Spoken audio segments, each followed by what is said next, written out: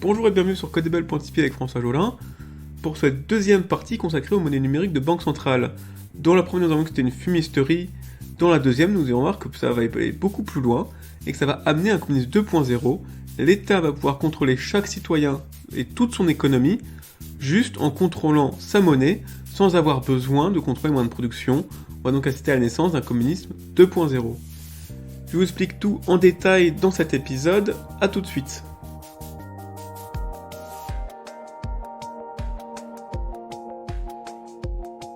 Le crypto-euro, plutôt que d'ouvrir une nouvelle ère d'innovation, promet de nous plonger dans un communisme 2.0. L'État pourra contrôler son pays par un pouvoir absolu sur sa monnaie. Et si l'État arrive à contrôler la monnaie, il nous contrôlera donc tous. Premièrement, récapitulons qu'est-ce qu'une monnaie numérique de banque centrale. Dans le dernier article, nous avons soulevé le voile derrière la très paradoxale monnaie numérique de banque centrale, également appelée crypto-monnaie de banque centrale. Paradoxal car une crypto-monnaie est par nature décentralisée et anarchique. Rien à voir donc avec une banque centrale. Les monnaies numériques de banque centrale sont donc plus une innovation linguistique qu'une innovation monétaire. Mais derrière le cosmétique se cache un danger. Avec les monnaies numériques de banque centrale, l'État obtiendra un contrôle absolu de sa monnaie. Il conservera bien sûr son monopole sur la régulation de la création monétaire, mais il obtiendra également le rôle de gestion de compte client, auparavant dans les mains des banques, ainsi que le rôle de vérification des transactions, auparavant tenu par des réseaux SWIFT, Visa ou Mastercard.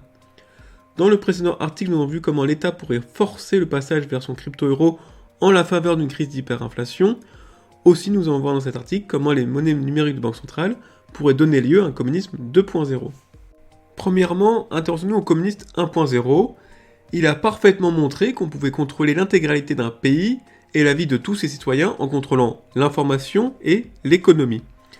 Cependant, le communiste 1.0 a voulu planifier et contrôler tous les moyens de production pour asseoir son pouvoir sur l'économie. Il faut lui reconnaître quelques réussites dans le domaine du nucléaire, du spatial et de l'industrie, des avancées dissoutes dans l'incapacité à l'État de s'occuper de son peuple. Le communiste 1.0 est une succession de pénuries et de famines, aussi bien sous Staline que sous Mao. Le rêve d'une bureaucratie capable de tout produire est bien mort.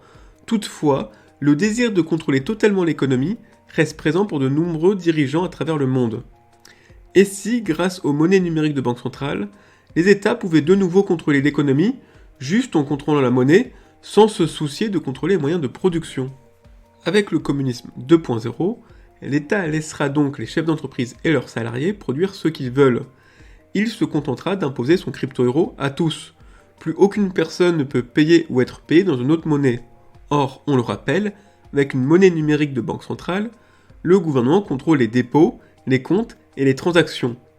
Le gouvernement a donc un aperçu instantané de la vie privée de ses citoyens, que ce soit l'achat d'une maison ou d'une baguette de pain. Il peut exclure n'importe quel citoyen, entreprise ou association du système monétaire, asphyxiant monétairement ses victimes jusqu'à la mort. L'État peut aussi imposer très facilement des quotas arbitraires à l'ensemble de la population.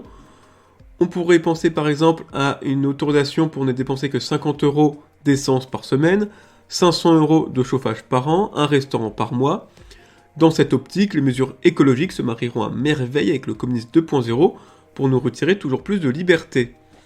Enfin, l'État pourra aussi prendre ce qu'il veut quand il veut sur l'ensemble des comptes des citoyens. Tous ces cas d'usage sont impossibles avec l'or, le cash ou le bitcoin, compliqués avec la finance actuelle, mais très faciles en imposant une monnaie numérique de banque centrale.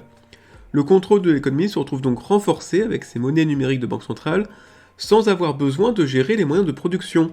C'est la naissance d'un communisme 2.0. Une telle perspective est déjà en marche en Chine. Le pays a bien renoncé au communisme 1.0, il regorge d'entrepreneurs, de start-up, d'entreprises privées qui innovent et produisent à la place de l'État.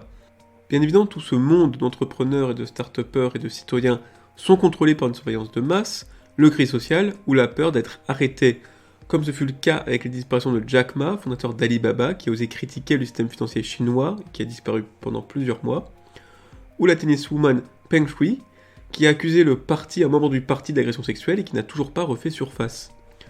Le contrôle de la monnaie si centrale pour le communisme 2.0 faisait longtemps défaut au parti, notamment à cause de l'utilisation massive du cash en Chine. En l'espace de quelques années, grâce à la fulgurante ascension des paiements mobiles, le parti put disposer d'un meilleur contrôle de sa monnaie. Or, ces technologies de paiement viennent de WeChat avec WePay ou d'Alibaba avec Alipay. L'État ne les possède pas directement. En enfonçant le clou avec le Crypto Yuan, Xi Jinping récupère tous les rôles et un contrôle total sur sa monnaie. La Chine est une véritable vitrine du communisme 2.0 à venir. Enfin, je me devais de rajouter un épilogue sur ce podcast, car oui, l'article devait s'arrêter là, mais Trudeau a décidé de devenir le premier dirigeant occidental à utiliser le communisme 2.0. En effet, pour casser le convoi de la liberté, le Premier ministre canadien a décidé de geler les comptes en banque des manifestants, les asphyxiant économiquement et les ruinant du jour au lendemain. Il a aussi demandé aux crypto-échanges canadiennes de refuser les dépôts venant d'une liste noire d'adresses de crypto-monnaies. Bref, le contrôle total de la monnaie est bien dans le viseur des dirigeants occidentaux. Leur monnaie numérique de banque centrale n'aura comme seul but d'amener vers un communisme 2.0 où la liberté et la vie privée seront inexistantes. Voilà, merci de m'avoir écouté pour cette dernière partie sur les monnaies numériques de banque centrale, j'espère que ça vous a plu, et j'espère vous retrouver très prochainement pour un nouveau podcast sur codable.tv. A bientôt!